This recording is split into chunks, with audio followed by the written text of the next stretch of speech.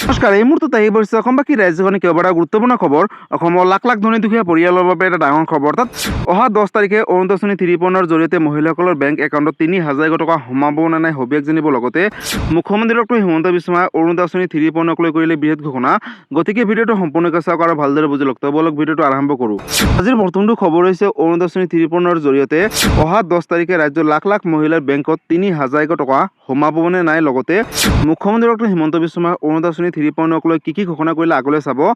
বন্ধুসকল, ইয়াতে চাওক 10 তাৰিখ পেঞ্চন আৰু অৰুণোদয় আঁচনিৰ দিন। অৰ্থাৎ প্ৰতি মাহৰ 10 তাৰিখে অৰুণোদয় আঁচনি 3.0 জৰিয়তে তথা পেঞ্চন আঁচনিৰ দিন বুলি ইতিমধ্যে চৰকাৰে ঘোষণা কৰিছে। অৰ্থাৎ প্ৰতি মাহৰ 10 তাৰিখে মহিলাসকলৰ বেংক একাউণ্টত ডিবিটি যোগে 1,250 টকাকৈ অৰুণোদয় আঁচনি 3.0 জৰিয়তে মুখ্যমন্ত্ৰী ডক্টৰ হিমন্ত বিশ্ব শৰ্মাই তথা অসম চৰকাৰে প্ৰেৰণ কৰি আহিছিলে।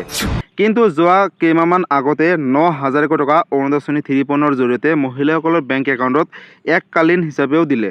কিন্তু নিৰ্বাচনৰ সময়ত মুখ্যমন্ত্ৰী ডক্টৰ হিমন্ত বিশ্ব শৰ্মাই ঘোষণা কৰিছিলে যে অৰুণোদয় আঁচনি 3.0 জৰিয়তে প্ৰতি মাহে 1,250 টকাৰ পৰিৱৰ্তে এই টকাটো বৃদ্ধি কৰা হ'ব। অৰ্থাৎ 3,000 টকাৰ ভিতৰত বৃদ্ধি কৰা হ'ব। আৰু কিমান টকালৈকে বৃদ্ধি কৰে আহিবলগীয়া সময়ত কিন্তু চৰকাৰে ঘোষণা কৰিব।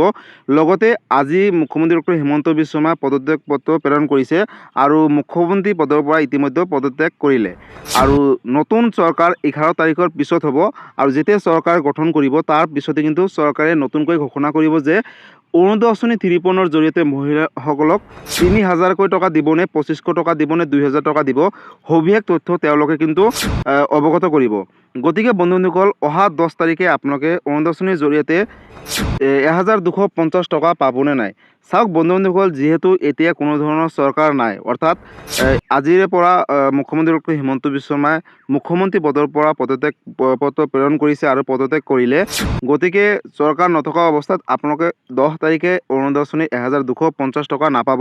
আৰু এই টকাটো কিন্তু কেইদিনমান পিছতে দিব, যেতিয়া চৰকাৰ গঠন কৰিব। আৰু চৰকাৰ গঠন কৰাৰ পিছতে চৰকাৰে এটা নিৰ্ধাৰণ দিন ঠিক কৰিব আৰু সেই দিনটোতে ৰাজ্যৰ লাখ লাখ মহিলাৰ বেংক একাউণ্টত ডিবিটি যোগে যিমান টকালৈ বৃদ্ধি কৰে, অৰ্থাৎ যদি 3,000 টকা দিয়ে তেনেহ'লে 3,000 টকা প্ৰেৰণ কৰিব, বা 2,000 টকা দিলে বা 1,250 টকা দিলে কিন্তু মহিলাসকলৰ বেংক একাউণ্টত ডিবিটি যোগে প্ৰেৰণ কৰিব। গতিকে ৰাজ্যৰ লাখ লাখ মহিলাৰ বাবে এটা ডাঙৰ খবৰ।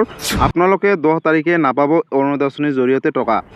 যদি কিবা কাৰণত চৰকাৰে সিদ্ধান্ত লয় যে 10 তাৰিখে মহিলাসকলৰ বেংক একাউণ্টত 1,250 টকাকৈ প্ৰেৰণ কৰা হ'ব, বা এই টকাটো বৃদ্ধি কৰি তেওঁলোকৰ 10 তাৰিখেই প্ৰেৰণ কৰা হ'ব, তাকো লৈ কিন্তু চৰকাৰে নতুন এটা আপডেট দিব। আৰু আপডেটটো দিয়াৰ লগে লগে মই এটা ভিডিঅ' বনাই আপোনালোকৰ মাজত অৱগত কৰিম। তাৰ বাবে আপোনালোকে এই চেনেলটো ছাবস্ক্ৰাইব কৰি বেল আইকনটো প্ৰেছ কৰি ল'ব। গতিকে বন্ধুসকল, আজি আছিলে এইটো এটা ইনফৰ্মেটিভ ভিডিঅ' আৰু গুৰুত্বপূৰ্ণ খবৰ। ভিডিঅ'টো চাই কেনেকুৱা পালে, যদি ভাল পালে চেনেলটোত নতুনকৈ আহিছে চেনেলটো ছাবস্ক্ৰাইব কৰিব, লাইক কৰিব আৰু এই ভিডিঅ'টো সকলো অসমবাসী ৰাইজৰ মাজলৈ শ্বেয়াৰ কৰি দিব, যাতে এই ভিডিঅ'টো চাই সকলোৱে জানিব পাৰে। ধন্যবাদ। জয় আই অসম।